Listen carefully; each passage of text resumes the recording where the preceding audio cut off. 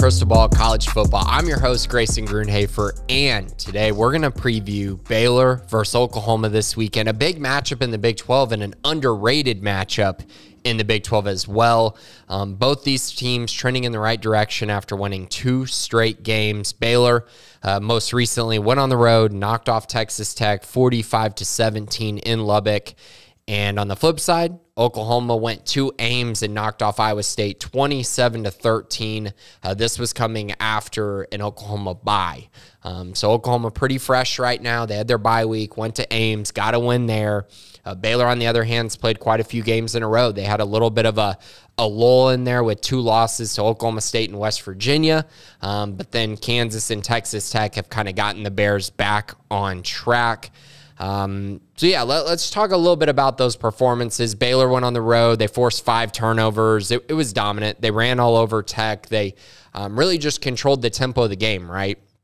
And every time they got the ball, it felt like they were going to go score another touchdown. And every time Tech had the ball, it felt like they were going to throw another interception. So that was kind of just when you look at the game, that's kind of what happened and what stood out to me. Now, on the flip side, Baylor had really struggled against the pass.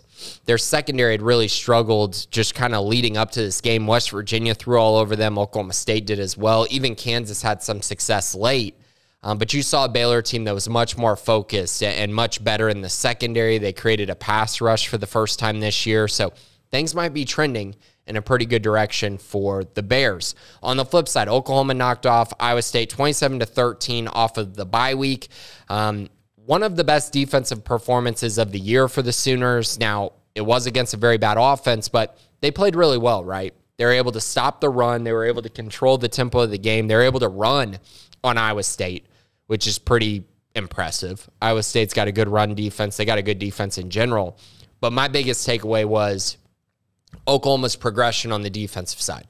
Now, it was coming off of a bye week, and it was against the worst offense in the Big 12.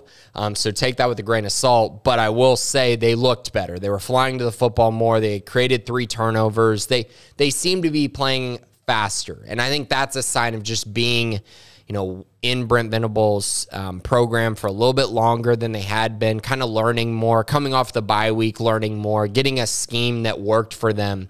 I think all of that really came together this week against Iowa State defensively. Offensively, like I said, they ran the ball well. They didn't throw it particularly great, which is why the score wasn't super lopsided.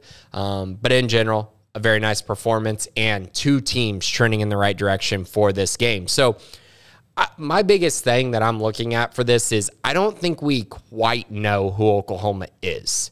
And the reason why I say that is because if I'm looking at their schedule, I think the matchup against Kansas State, in which they lost 41-34, is kind of the closest we've gotten to see who they really are, right? Because they didn't have Dylan Gabriel for majority of the TCU game. They didn't have him at all for the Texas game. So I'm kind of throwing those 2 out the window. There's no excuse for how bad their defense played, but when your offense is anemic, it makes things really hard for you on the defensive side. Against Kansas, 52-42. Again, pretty indicative on them having a bad defense, but a good offense, very similar to that Kansas State game. And then Iowa State, kind of just a weird game. They went and played good defense. They moved the ball enough. So I think that's my biggest thing is, kind of who are they? And I think the truth simply is that Oklahoma offensively is very, very good. They're 5-1 when Dylan Gabriel plays at least 1.5 quarters this year. They're averaging 40 points per game when he plays at least 1.5 quarters, and they'd be a top 10 offense if he had played the entire year, if those numbers held up against Texas and TCU, which after seeing those 2 teams play, I think it might have. I still think they would have put up some pretty impressive numbers. So if you look at that, it tells you, okay, this is a good offensive team. Now, on the flip side, this is also a really bad defensive team. And I don't really care what happened in the Iowa State game. I know it's coming off of a bye. That's great.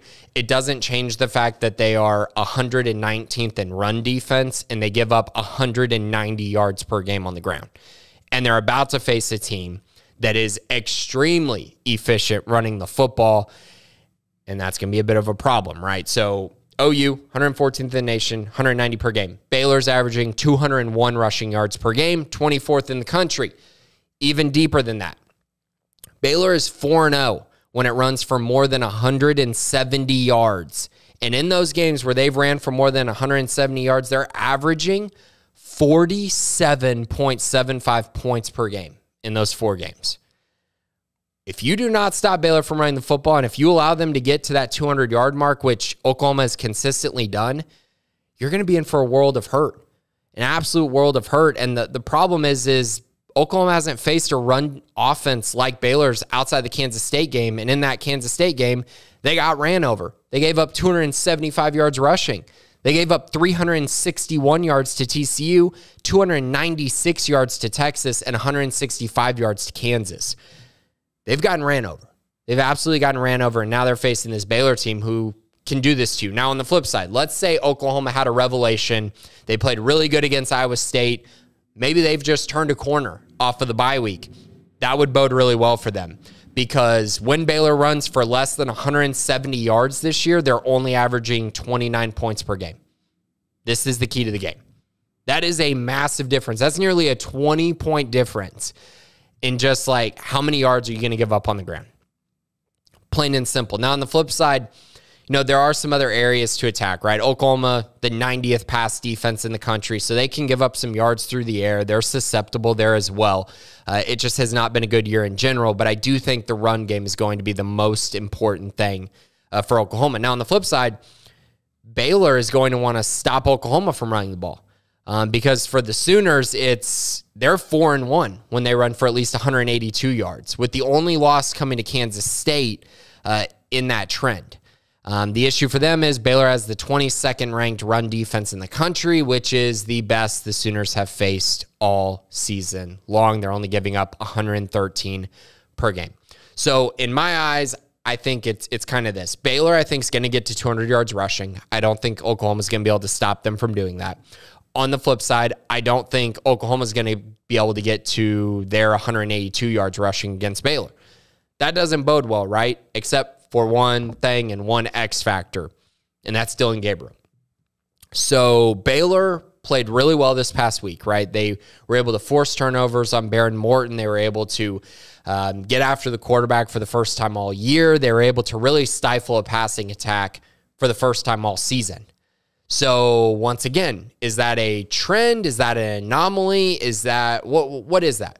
We're going to find out what that is. And Dillon Gabriel is the guy who's going to be testing that out a little bit, as Baylor's giving up 223.8 yards passing per game. That's 58th in the country.